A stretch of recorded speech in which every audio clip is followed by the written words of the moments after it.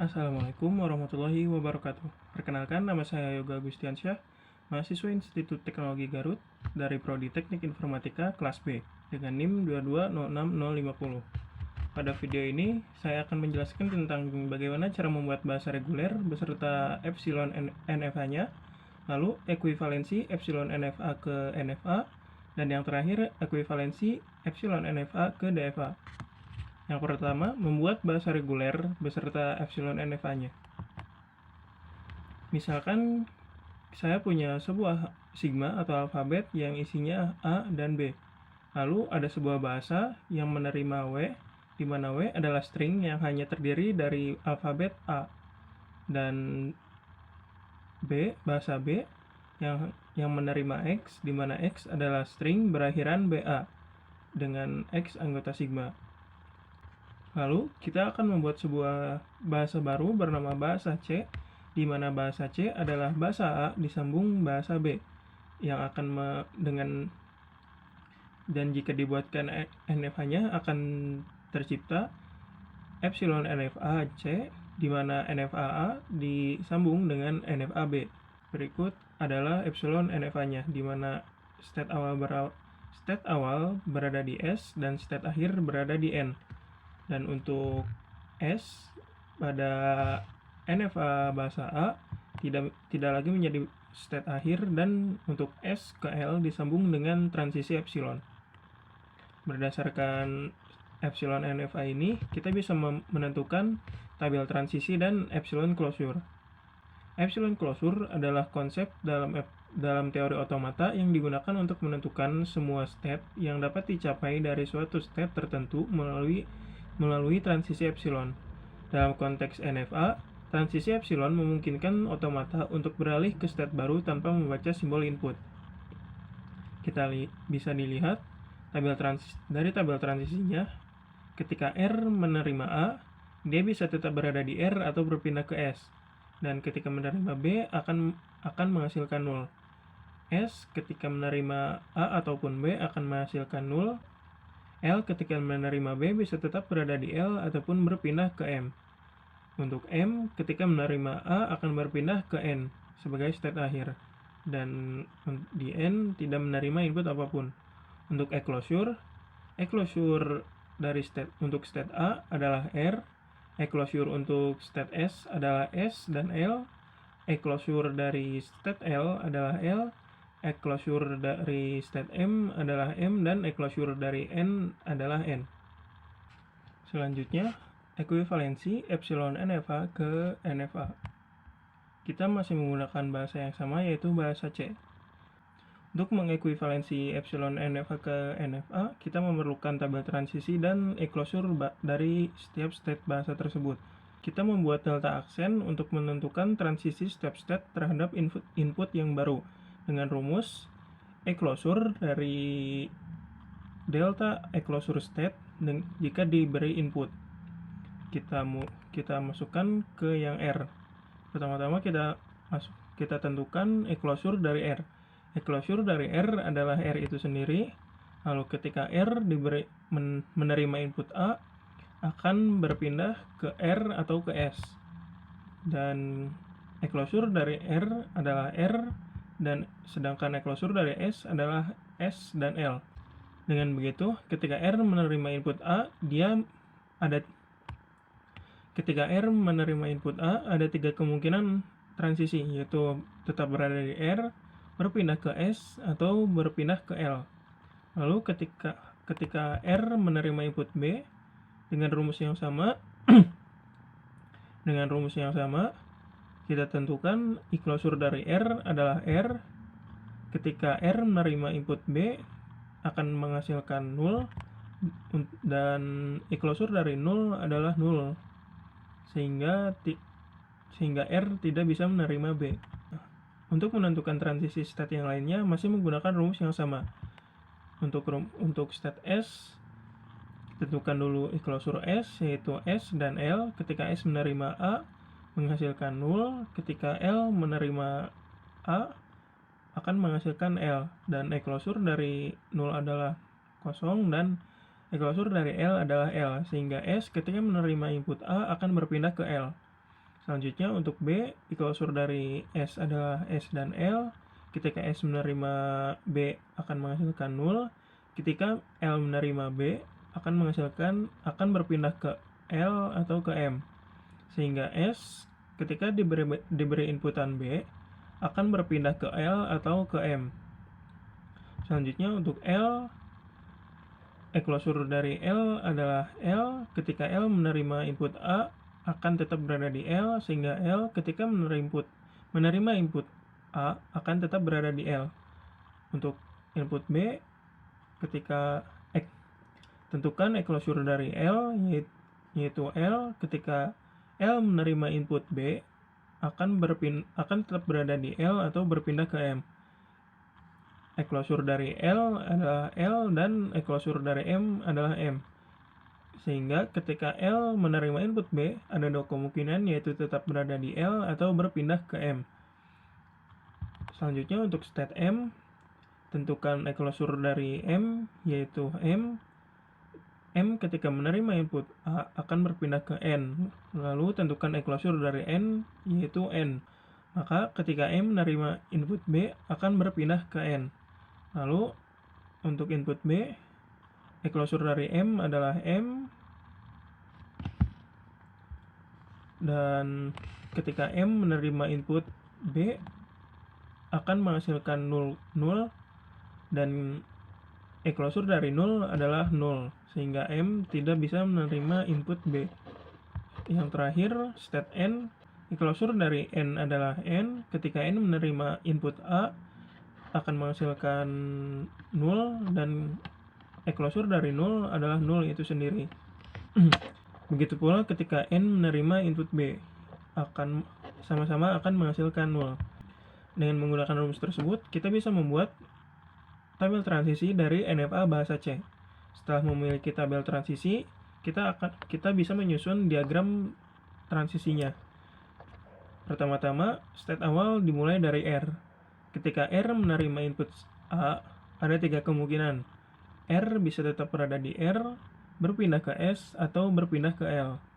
Untuk state S, ketika menerima A akan berpindah ke L, dan state L ketika menerima A akan tetap berada di L.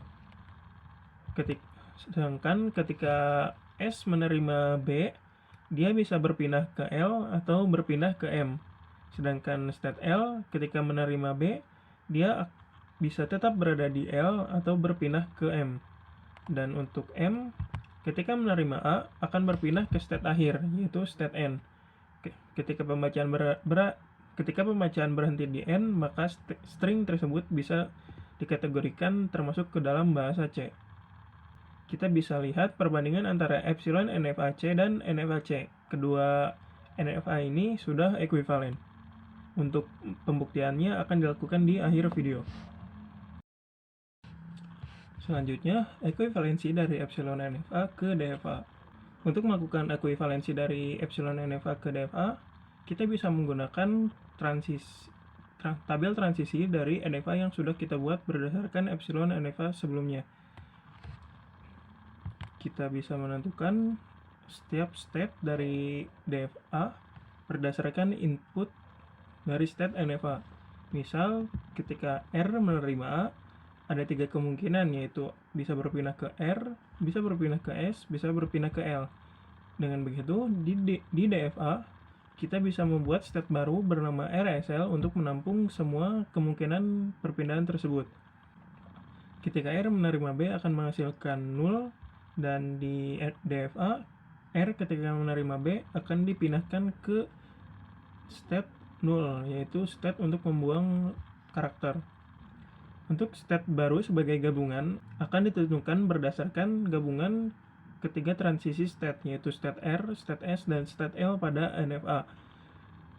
Untuk gabungan state R, S, dan L, kita bisa lihat akan tetap berada di RSL sebagai gabungan ketiganya.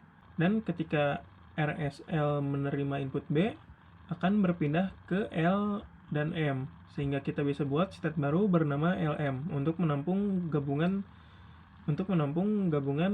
transisi tersebut. Selanjutnya, state baru bernama lm.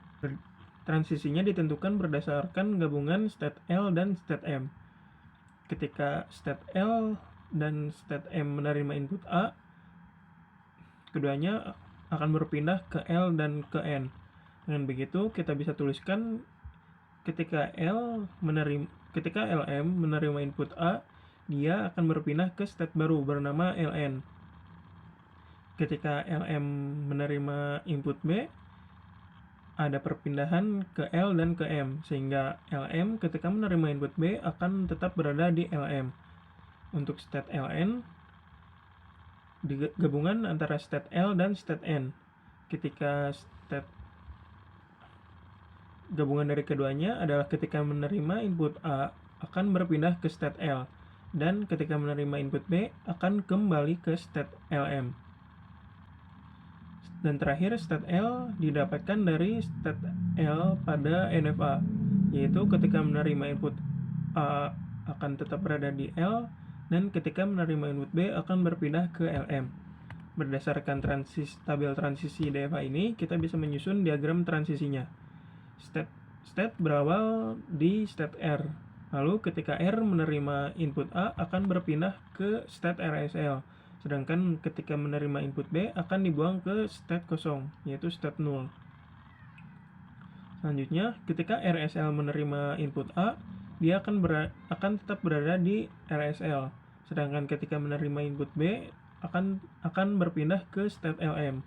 Di state LM, ketika menerima input A akan berpindah ke state LN sebagai state terakhir. Dan ketika menerima input B akan tetap berada di LM.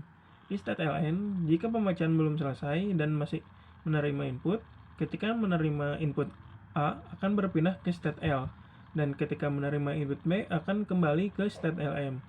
Di state L, ketika menerima input A akan tetap berada di L, dan ketika menerima input B akan berpindah ke state LM. Selanjutnya kita akan masuk ke dalam tahap pengujian. Kita akan menguji apakah epsilon NFA dan DFA dari bahasa C ekuivalen satu sama lain. Kita akan coba menggunakan dua buah string, yaitu ABBA dan ABA. Pertama, untuk string ABBA, untuk epsilon NFA, ketika R menerima inputan A, akan berpindah ke S, dan S karena merupakan transisi epsilon, maka bisa langsung menuju ke L. Pada NFA, ada dua kemungkinan transisi, yaitu kemungkinan pertama, R ketika menerima inputan A akan berpindah ke L, dan kemungkinan kedua, R ketika menerima inputan A akan berpindah ke S. Pada DFA, R ketika menerima input A akan berpindah ke RSL. Selanjutnya, ketika membaca B pada epsilon NFA, L ketika membaca B akan tetap berada di L. Sedangkan di NFA, berdasarkan kedua kemungkinan sebelumnya, L ketika menerima B akan tetap berada di L, sedangkan kemungkinan saat S menerima B akan berpindah ke L. Dan di DFA, ketika RSL menerima B akan berpindah ke LM. Selanjutnya pembacaan B yang kedua, pada epsilon NFA, ketika L membaca B kedua akan berpindah ke M. Sedangkan pada NFA, kedua kemungkinan tersebut sudah bergabung di transisi L, di mana L ketika menerima B akan berpindah ke M.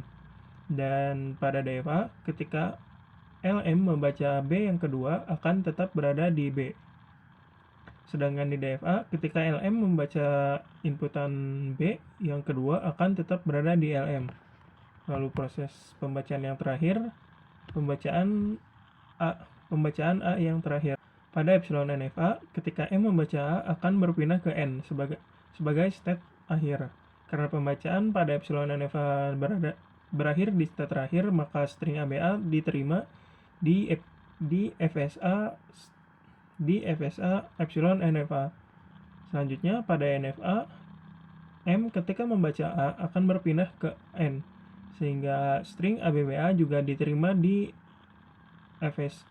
NFA bahasa C. Yang terakhir, pada DFA, ketika LM menerima inputan A akan berpindah ke LN, sehingga string ABBA juga diterima di DFA bahasa C. Selanjutnya, pengecekan pada string ABA ABA. Di epsilon NFA, ketika R membaca A sama seperti string yang sebelumnya, dia akan berpindah ke S, dan di S karena merupakan transisi kosong atau transisi epsilon akan berpindah ke L. Pada NFA, ketika R membaca A ada kedua kemungkinan, yaitu berpindah ke L atau berpindah ke S. Dan pada DFA, R ketika membaca A akan berpindah ke RSL. Selanjutnya, pembacaan B. Pada epsilon NFA, ketika L membaca B akan tetap berada di L. Sedangkan pada NFA, berdasarkan kedua kemungkinan sebelumnya, pada kemungkinan L, ketika L membaca B akan tetap berada di L. Sedangkan pada kemungkinan S ketika membaca B akan berpindah ke L. Dan pada DFA, ketika RSL membaca B akan berpindah ke LM. Selanjutnya, pembacaan A yang kedua pada epsilon NFA, ketika L membaca A akan tetap berada di L. Dan pada NFA juga, ketika L membaca string A akan tetap berada di A. Sedangkan pada DFA, ketika LM membaca A akan berpindah ke LN. Selanjutnya, pembacaan A yang ketiga masih untuk NFA, untuk epsilon NFA dan NFA masih sama, yaitu L ketika menerima input A akan tetap berada di A. Sedangkan pada DFA, LN ketika menerima input A akan berpindah ke L. Selanjutnya, pembacaan B yang kedua, ketika pada epsilon NFA, ketika L membaca B akan berpindah ke M. Dan begitu juga pada NFA, ketika L membaca B akan berpindah ke M. Sedangkan pada DFA, ketika L membaca B akan berpindah ke LM. Selanjutnya, pembacaan A yang terakhir pada NFA dan epsilon NFA, ketika M membaca A akan berpindah ke N. Dengan begitu, string ABA BA akan diterima di epsilon NFA dan NFA C. Sedangkan pada DFA, LM ketika menerima input A akan berpindah ke LN. Karena proses pembacaan berakhir di LN, maka string ABA ABA juga diterima di DFA bahasa C. Dengan begitu, ketiga finite state automata untuk bahasa C sudah ekuivalen satu sama lain. Itulah pembahasan mengenai cara membuat bahasa reguler beserta epsilon NFA-nya, ekuivalensi epsilon NFA ke NFA, dan ekuivalensi epsilon NFA ke DFA. Semoga video ini bermanfaat. Mohon maaf bila banyak kesalahan. Wassalamualaikum warahmatullahi wabarakatuh.